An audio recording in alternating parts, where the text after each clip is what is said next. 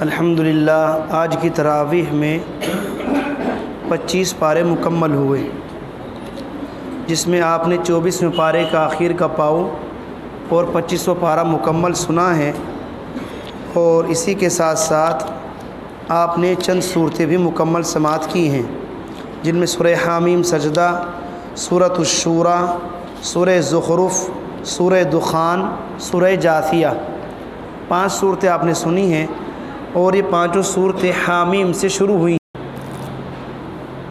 اسی دوران وہ وہاں سے اٹھ کر کے آیا اور اس نے آ کر کے آپ صلی اللہ علیہ وسلم سے کہا کہ میں آپ سے کچھ بات کرنا چاہتا ہوں۔ اللہ کے رسول نے فرمایا کیجئے۔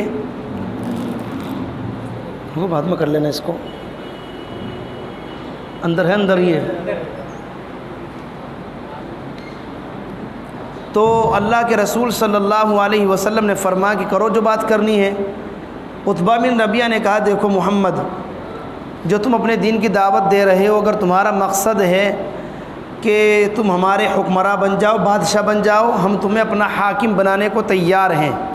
تمہیں سونا چاندی چاہیے، ہم ذخیرہ لا کر تمہارے پیروں میں ڈال دیتے ہیں، لیکن تم ہمارے بتوں کو برا کہنا چھوڑ دو۔ اللہ کے رسول صلی اللہ علیہ وسلم نے کوئی جواب نہیں دیا، سورہ حامیم سجدہ پڑھنا شروع کر دی، اور جب اللہ کے رسول علیہ الصلاۃ والسلام پہنچے اس آیت کے اوپر کہ وَأَمَّا ثَمُودُ فَهَدَيْنَاهُمْ فَاسْتَحَبُّوا فَإِنْ أَعْرَضُوا فَقُلْ أَنذَرْتُكُمْ صَاعِقَةً مِثْلَ صَاعِقَةِ عَادٍ وَثَمُودَ، جس کا ترجمہ یہ تھا اگر یہ لوگ آپ کی بات سے منہ موڑ رہے ہیں تو کہہ دو میں تم کو ڈراتا ہوں ایسی چیخ و پکار سے جیسی چیخ و پکار کا عذاب قوم عاد اور قوم سمود پر آیا تھا۔ جب اللہ کے رسول اس آیت پر پہنچے تو فوراً اس عتبہ بن ربیعہ نے اللہ کے رسول کے منہ پر ہاتھ رکھ دیا، محمد بس کرو بس کرو۔ وہ کانپ گیا، کیوں؟ آیت میں کہا گیا اگر انہوں نے منہ موڑا، بات نہیں مانی، ان کے اوپر بھی ایسا عذاب آئے گا جیسا عذاب قوم عاد اور قوم سمود پر آیا تھا۔ اور یہ کہہ کر کے وہاں سے اٹھ کر چلا آیا اور اپنی قوم سے آ کر کہا دیکھو بھائی، محمد کو اپنے حال پر چھوڑ دو۔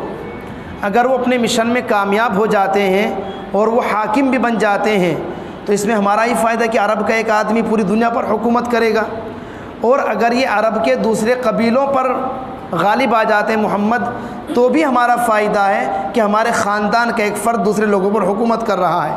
لوگوں نے کہنا شروع کر دیا عتبہ اس کا مطلب محمد نے تم پر بھی جادو کر دیا، تم بھی اسی کی گانے لگے۔ فرمایا کہ نہیں، جو میں سن کر کے آیا ہوں وہ کسی انسان کا کلام نہیں ہے، یقیناً وہ اللہ کا کلام ہے۔ ٹھیک ہے میں تمہارا سردار ہوں، میں بھی عربی آدمی ہوں، میں بھی عرب کا بڑا شاعر ہوں، میں بھی عربی زبان سے واقف ہوں، لیکن وہ کلام عربی میں ہونے کے باوجود کسی انسان کا یا محمد کا بنایا ہوا کلام نہیں، اس کی تو شان ہی الگ ہے۔ تو بہرحال یہ سورہ حامیم سجدہ کی آیتیں اللہ کے رسول نے اس کے سامنے پڑھی ہیں۔ اسی میں یہ بھی کہا گیا وقال الذین کفروا لا تسمعوا لهذا القرآن، یہ کافر لوگ آپس میں کہتے ہیں اس قرآن کو نہ سنو، والغوا فیہ، اور شور مچاؤ، لعلکم تغلبون، تاکہ تمہاری آواز قرآن پڑھنے والے پر غالب آ جائے۔ اسی لیے علماء نے مسئلہ لکھا ہے کہ جب قرآن مجید پڑھا جا رہا ہو، اگر کوئی شور کر رہا ہے اس وقت تو گویا وہ کافروں کی اس جماعت میں شامل ہے۔ جب قرآن پڑھا جائے تو مکمل غور سے سننا چاہیے، ہماری سمجھ میں آئے یا نہ آئے، لیکن بہرحال اللہ کا کلام پڑھا جا رہا ہے، چاہے وہ تراویح میں پڑھا جا رہا ہو چاہے بغیر تراویح کے۔ اس لیے کہہ رہا ہوں کہ جب تراویح میں قرآن ہوتا ہے تو پیچھے کی کچھ صفیں وہ ہیں جو بیٹھی ہوئی مستیاں کرتی ہیں، آرام سے بیٹھے ہوئے ہنسی مذاق کھیلنا کودنا، جب دیکھیں گے امام رکوع میں جانے والا ہے تب جلدی سے کھڑے ہوں گے، رکوع میں شامل ہو جائیں گے۔ اور خاص طور پر 10 دن والی تراویح، 12 دن والی تراویح، 8 دن والی تراویح میں تو یہی ہوتا ہے۔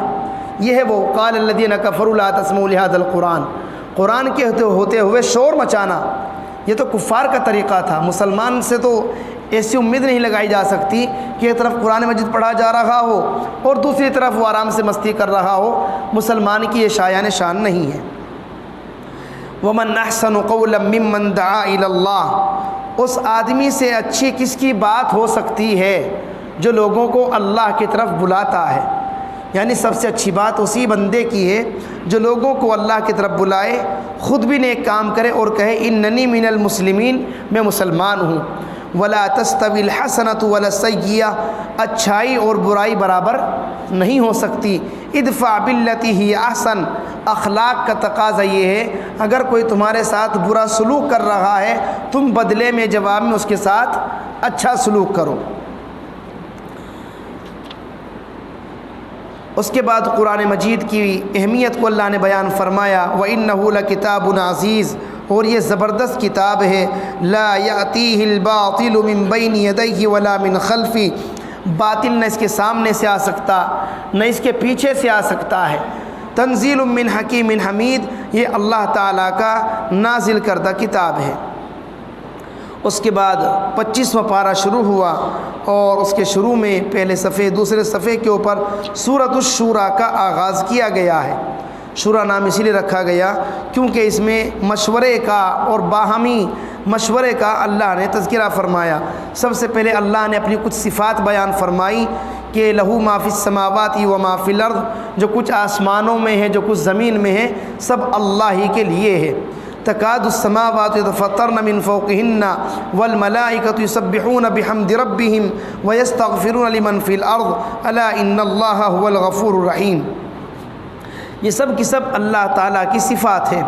اس کے بعد اللہ تعالیٰ نے کچھ نبیوں کا تذکرہ فرمایا اور فرمایا ان سارے نبیوں کی تعلیم یہی تھی ان اقیموا الدین ولا تتفرقوا فیہ، دین اسلام پر جم جاؤ، آپس میں اختلاف پیدا نہ کرو۔ کبر علی المشرکین ما تدعوہم الیہ، مشرکوں کے اوپر یہ بات بڑی بھاری گزرتی ہے کہ آپ لوگوں کو اسلام کی دعوت دے رہے ہیں، وہ اس کو برداشت نہیں کر پاتے۔ اللہ تعالیٰ نے ایک مثال دی، من کان یرید حرث الآخرۃ نزد لہ فی حرثہ، جو بندہ آخرت کی کھیتی چاہتا ہے ہم اس کی کھیتی میں اضافہ کریں گے۔ وہ کوئی بھی نیک عمل کرے گا ہم قیامت کے دن اس کے عمل کو بڑھا کر کے پیش کریں گے۔ ومن کان یرید حرث الدنیا نؤتہ منہا، جو دنیا کی کھیتی چاہتا ہے اس کو سب کچھ دنیا میں مل جائے گا۔ وما لہ فی الآخرۃ من نصیب، آخرت میں اس کا کوئی حصہ نہیں ہوگا۔ اس کے بعد اللہ تعالیٰ نے ایک قانون بیان فرمایا، وما اصابکم من مصیبۃ فبما کسبت ایدیکم ویعفو عن کثیر، تم پر کوئی بھی مصیبت اور پریشانی آتی ہے، تم پر کوئی بھی آفت آتی ہے، وہ تمہارے کرتوتوں کی سزا ہوتی ہے۔ تم پر کوئی بھی مصیبت آتی ہے وہ تمہارے ہاتھوں کے کیے ہوئے کرتوت ہوتے ہیں، اور یہ تو شکر ہے اللہ تعالیٰ کا۔ ویعفو عن کثیر، بہت سارے گناہوں کو تو اپنے فضل سے معاف کر دیتا ہے۔ اگر وہ معاف نہ کرے پتہ چلا کہ ہم تو عذاب میں اب تک ہلاک ہو چکے ہوتے، لیکن ویعفو عن کثیر، وہ بہت سارے گناہوں کو معاف کر دیتا ہے۔ پھر اللہ تعالیٰ نے اپنے کچھ خاص بندوں کی صفت بیان فرمائی ہے کہ جن لوگوں کا آخرت میں حصہ ہے اللہ کے ان کا مقام، ان کی صفت کیا ہے؟ نمبر 1، علی ربہم یتوکلون، وہ اپنے رب کے اوپر بھروسہ رکھتے ہیں۔ دوسری صفت، والذین یجتنبون کبائر الاثم والفواحش، وہ گناہ کبیرہ اور بے حیائی کے کاموں سے بچتے ہیں۔ تیسرے، وَإِذَا مَا غَضِبُوهُمْ يَغْفِرُونَ، اگر غصہ آ جائے تو معاف کر دیتے ہیں۔ چوتھے، وَالَّذِينَ اسْتَجَابُوا لِرَبِّهِمْ، اپنے رب کے حکم کے سامنے سر تسلیم جھکا دیتے ہیں۔ نمبر 5، وَأَقَامُوا الصَّلَاةَ، نماز قائم کرتے ہیں۔ وَأَمْرُهُمْ شُورَىٰ بَيْنَهُمْ، ان کا کوئی کام بغیر مشورے کے نہیں ہوتا۔ وَمِمَّا رَزَقْنَاهُمْ يُنْفِقُونَ، اللہ کے دیے ہوئے مال میں سے خرچ کرتے ہیں۔ والذین اذا اصابهم البغی هم ینتصرون، کوئی ان پر ظلم کرتا ہے وہ بدلہ لے لیتے ہیں۔ وجزاء سیئۃ سیئۃ مثلها، اور جتنا آپ کو ستایا گیا اتنا ہی آپ بدلہ لے لیں، کوئی برائی کی بات نہیں۔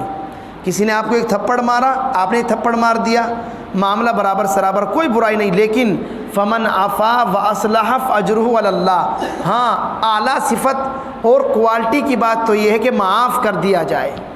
جو معاف کر دیتا ہے واصلح اور صلح کر لیتا ہے، فاجرہ علی اللہ، ٹھیک ہے اس کی ناک کٹ گئی اور اس نے غصے کو پی لیا، لوگ کہیں گے ارے دب گیا بھائی، اس کے بس کی کچھ نہیں ہے، بدلہ بھی نہیں لے سکا بتلاؤ ایک تھپڑ کا، لوگ کچھ بھی کہیں گے، لیکن فاجرہ علی اللہ، اب اس کا ثواب اللہ کے یہاں کیا ملنے والا ہے، لوگوں کو کیا معلوم کہ اللہ اس کو کتنے بڑے انعام سے نوازنے والا ہے۔ کیوں؟